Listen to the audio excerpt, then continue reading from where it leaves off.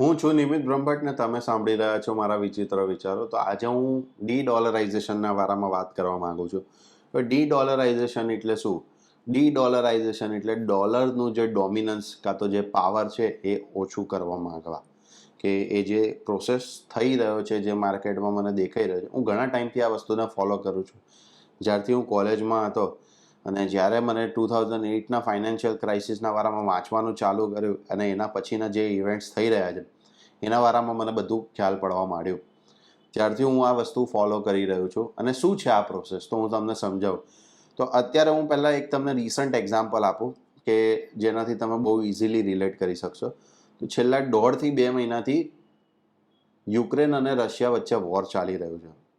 હવે યુક્રેન અને રશિયા વચ્ચે વોર ચાલી રહ્યું છે તો યુએસએ સેન્ક્શન ઇમ્પોઝ કર્યા છે. સેન્ક્શન ઇમ્પોઝ કરવાથી શું થયું કે ઓઇલ કાં તો અધર કોમોડિટીઝ, જે બી બધી કોમોડિટીઝ છે એ બધું તમે યુએસ ડોલર્સમાં ટ્રેડ ના કરી શકો. ફોરેક્સ રિઝર્વ્સ તમે બાય ના કરી શકો યુએસ ડોલર્સના. પછી જે ડોલર ડિનોમિનેટેડ એસેટ્સ હોય કે જે એસેટ્સ જે ડોલરમાં પરચેસ કર્યા હોય કે એ બધા ઉપર બી સેન્ક્શન ઇમ્પોઝ કરવા આવ્યા છે. તો હવે ડોલરનો આટલો પાવર કેમ છે?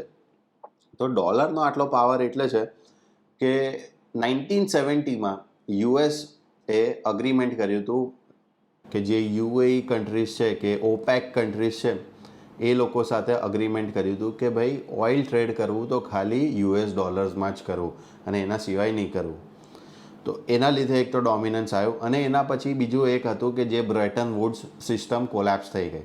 તો બ્રેટન વુડ્સ સિસ્ટમ શું હતી? તો બ્રેટન વુડ્સ સિસ્ટમ એ હતી કે પહેલાં ફિક્સ્ડ રેટ હોતા હતા કે જે રીતે એક યુએસ ડોલરથી 50 રૂપિયા જ મળતા હોય તો એ ફિક્સ જ રહેતો હતો આખા વર્ષ સુધી કે 2 વર્ષ સુધી કે 5 વર્ષ સુધી, જ્યાર સુધી એ પ્રમાણે આપણે અગ્રીમેન્ટ લાવ્યું હોય. હવે શું થયું છે કે માર્કેટ પ્રમાણે રોજના રોજ ભાવ બદલાતા રહે છે એટલે યુએસ ડોલરનું ડોમિનન્સ વધી ગયું છે. પ્લસ સેન્ક્શનના લીધે જે યુએસ ડોલર એની ફોરેન પોલિસી રૂલ્સ જે બનાવતા હોય છે કે ભાઈ બાકી કન્ટ્રીએ બી આ રીતે જ કરવું પડશે નહીં તો સેન્ક્શન આપી દઈશું, એના લીધે ઘણી બધી કન્ટ્રીઝને હવે તકલીફો પડવા માંડી છે કે બહુ લાંબા ટાઈમ સુધી કે ક્યાર સુધી એક વસ્તુનો ડોમિનન્સ રહેવા દઈશું. તો જેમાં ચાઇના છે, રશિયા છે, યુરોપિયન કન્ટ્રીઝ બી છે, એ લોકો પ્રયત્ન કરે છે કે ભાઈ આ તૂટે. તો હવે ડી ડોલરાઇઝેશન કઈ રીતે થઈ શકે છે? તો હવે જ્યારે આ વોર ચાલુ થઈ તો એ એક ખાલી પ્રોસેસ ફાસ્ટ કરે છે કે ચાલુ એકદમ નથી થઈ ગયું, પ્રોસેસ એક ફાસ્ટ કરી દેશે. કઈ રીતે? કે જે રીતે રશિયાને સ્વિફ્ટ પેમેન્ટ્સ છે, જે society for world wide interbank financial telecommunication જે વસ્તુ છે કે એ શું હોય કે સ્વિફ્ટ કોડ હોય એક જનરેટ થતો હોય દરેક બેંક પાસે હોય કે કોઈએ બી ઇન્ટરનેશનલ ટ્રાન્ઝેક્શન કરવા છે કે ઇન્ટરનેશનલ પેમેન્ટ્સ કરવા છે તો એ કમ્પલસરી સ્વિફ્ટ કોડ જોઈશે, એના વગર એ નહીં થાય. તો તમે જો સપોઝ ગ્રાફ જોઈ રહ્યા હો તો તમને ખબર પડશે કે જ્યારે સેન્ક્શન ઇમ્પોઝ કર્યા હતા તો અત્યારે યુએસ ડોલર આ બેઝ કરન્સીમાં મેં બતાવી છે ગ્રાફમાં. તો જો સેન્ક્શન ઇમ્પોઝ કર્યા હતા કે ત્યારે એ 140 રૂબલ્સ મળતા હતા એક યુએસ ડોલરમાં.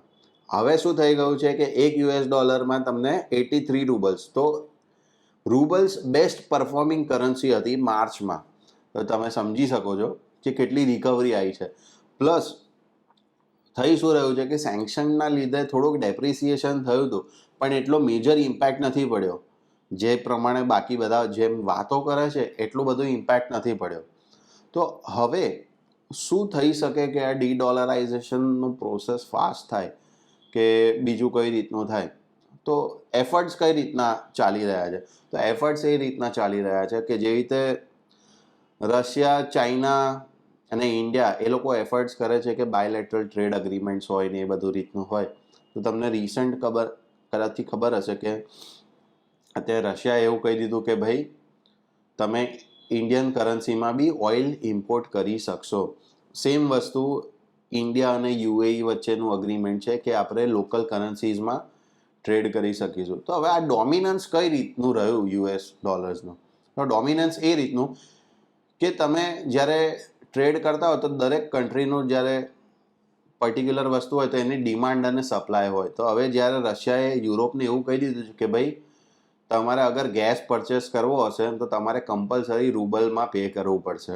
હવે રૂબલમાં જે રીતે અનફ્રેન્ડલી કન્ટ્રીઝ જે એના હિસાબથી છે કે જે રીતે યુએસ છે, યુરોપ છે, ઓસ્ટ્રેલિયા છે, ન્યૂઝીલેન્ડ છે, કેનેડા છે, જાપાન છે, તાઇવાન છે, એ બધા કન્ટ્રીઝને એવું કહી દીધું કે ભાઈ તમારે હવે કમ્પલસરી રૂબલમાં પે કરવું પડશે. તો સમજવામાં શું આવે કે જે પહેલાં યુએસ ડોલરમાં પે કરતા હતા તો હવે એનું રિઝર્વ્સ ઓછું થઈ જશે કે સેન્ટ્રલ બેન્કે ડોલરમાં પે નહીં કરવું પડે પણ રૂબલમાં પે કરે, તો રૂબલની ડિમાન્ડ વધશે ઓવરઓલ માર્કેટમાં અને પેમેન્ટ એ રીતે કરવું પડશે. હવે રશિયાએ એના એફર્ટ્સ છેલ્લા 2014થી ચાલુ કરી દીધા હતા કે જ્યારે એના ડોલર ડિનોમિનેટેડ એસેટ્સ કે 2021માં ખાલી 16% રહી ગયા છે અને જે યુએસ ડોલરનું યુઝેજ છે જે બ્રિક્સ કન્ટ્રીમાં એ વસ્તુઓ એક્સપોર્ટ કરે છે તો એ જ્યારે 95% હતું 2014માં એને 2020માં ખાલી 10% પર લઈ આવ્યો છે. તો કે યુએસ ડોલર પહેલાં 95% યુઝેજ હતું જ્યારે રશિયા કંઈક એનું કોમોડિટીઝ ને ગેસ ને એ બધું એક્સપોર્ટ કરતું હતું ત્યારે 2014માં, પણ 2010માં ખાલી 10% પર લઈ આવ્યો છે. એના સિવાય ડિજિટલ યુઆન બી એક વસ્તુ છે જે આવી રહી છે કે ડિજિટલ યુઆન એટલે જે રીતે ક્રિપ્ટો કરન્સી આવી છે કે ક્રિપ્ટો કરન્સીનો બેઝિક મિનિંગ શું કે ક્રિપ્ટો કરન્સી જ્યારે ફોર્મ થઈ હતી કે એ શેના માટે ફોર્મ થઈ કે ભાઈ સેન્ટ્રલ બેંકની અંડર આ ના હોય ને એક ઇન્ડિપેન્ડન્ટ કરન્સી ચાલી રહી હોય ડિમાન્ડ ને સપ્લાય ઉપર ને કઈ રીતનું થાય છે અને શું બધું કે લોકો જે એમએનસીઝ ને એ બધામાં જે ગ્રીડી લોકો હોય છે કે એ લોકો કંટ્રોલ ના કરે અને સરકાર બી કંટ્રોલ ના કરે પણ આ બધું પબ્લિકના હાથમાં હોય એ રીતની કરન્સી લાયા જે કહેવાય છે ક્રિપ્ટો કરન્સી. જો એ વસ્તુ આવી જાય કે જે ચાઇના બી લઈ આવે તો એ લોકોને સ્વિફ્ટ કોડની બી જરૂરત નહીં પડે ટ્રાન્ઝેક્શન કરવા માટે.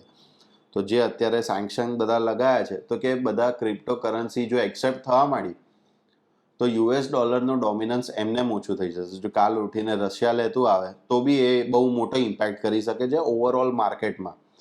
એના સિવાય ઇન્ડિયા બી અત્યારે આ લાવી જ રહ્યું છે.